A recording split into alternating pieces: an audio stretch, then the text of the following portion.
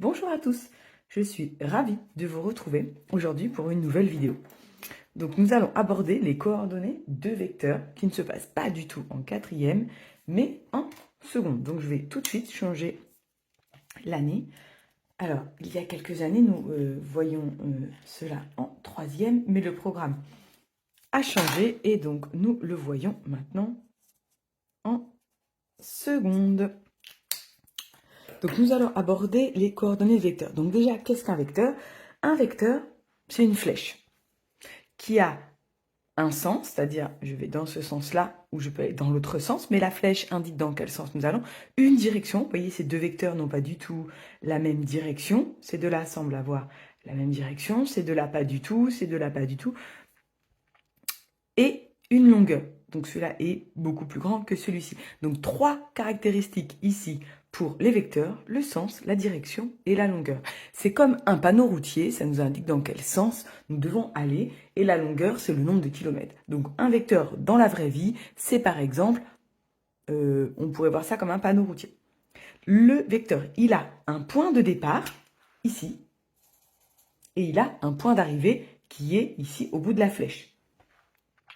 Pour donner ce qu'on appelle les coordonnées, je vais donc, comme d'habitude, prendre deux couleurs. Donc, ici, je vais le déplacement à l'horizontale et celui-ci, le déplacement à la verticale. Donc, pour donner les coordonnées du vecteur U, je dois compter le nombre de carreaux qu'il y a entre le point de départ et le point d'arrivée. Donc, ici, c'est le départ. Et ici, c'est l'arrivée. Et donc, je dois compter le nombre de carreaux. Donc, voilà. Moi, j'ai des petits carreaux, mais on pourrait très bien compter avec des gros carreaux. Je vais compter par rapport aux petits carreaux. Donc, 1, 2, 3, 4, 5, 6, 7, 8, 9, 10, 11. Bon, là, j'ai 12. Puisque je suis allée à droite. Et ensuite, je monte. Pareil. 1, 2, 3, 4, 5, 6. La notation, je dois mettre ces deux nombres entre parenthèses, séparés d'un point-virgule. Alors, pourquoi pas de virgule? C'est pour éviter de confondre avec les nombres décimaux. Et devant, bien évidemment, je mets le nom du vecteur. Je vais faire le vecteur V maintenant. Et je vais vous montrer une deuxième notation. Toujours entre parenthèses, sauf qu'on note comme ceci. Donc, le point de départ est ici. Donc, le point de départ. Et ici, nous avons l'arrivée. Donc, je compte le nombre de carreaux. Donc, cette fois, 1, 2, 3. Je suis allée à gauche. C'est comme les équations de droite. Ça donne moins 3. Et ensuite, 1, 2, 3. Également, moins 3 puisque je descends. Je descends, c'est moins 3. Un peu comme le niveau de la mer ou comme un thermomètre. Quand on descend, c'est moins 3. Voyons voir le vecteur W. Donc, le point de départ est ici. Le point d'arrivée est ici. Je commence toujours. Donc, on le note un peu comme on veut. Hein. Je vais le renoter en colonne. Donc, je compte le nombre de carreaux. 1, 2, 3, 4, 5, 6, 7. Donc, j'ai moins 7 puisque je suis allée à gauche. Et quand on va à gauche, c'est moins. Et ici, je ne suis pas du tout montée ni descendue. Donc, du coup, 0 puisque je ne suis pas montée, je ne suis pas descendue. Allez, nous allons faire le vecteur X. Cette fois, nous allons prendre la deuxième notation qui est plutôt une notation de collège. Le point de départ est ici, le point d'arrivée ici. Donc, départ, arrivée. Allez, je dois compter sur l'horizontale. Donc, 1, 2, 3, 4, 5, 6, 7, 8, 9. Donc, 9. Et ensuite, je suis descendue de 1, 2, donc moins 2 puisque je suis descendue. Pour le vecteur T.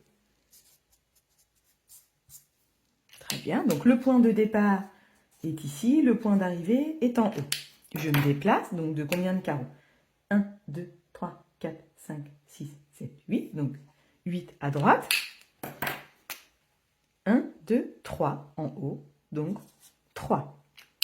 Si on résume, pour les déplacements à l'horizontale, donc si je monte, c'est exactement comme les équations de droite. Si je monte, je fais plus... je me suis trompée.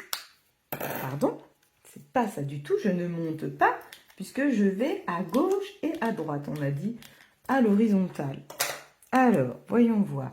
Quand je vais à droite, je fais plus.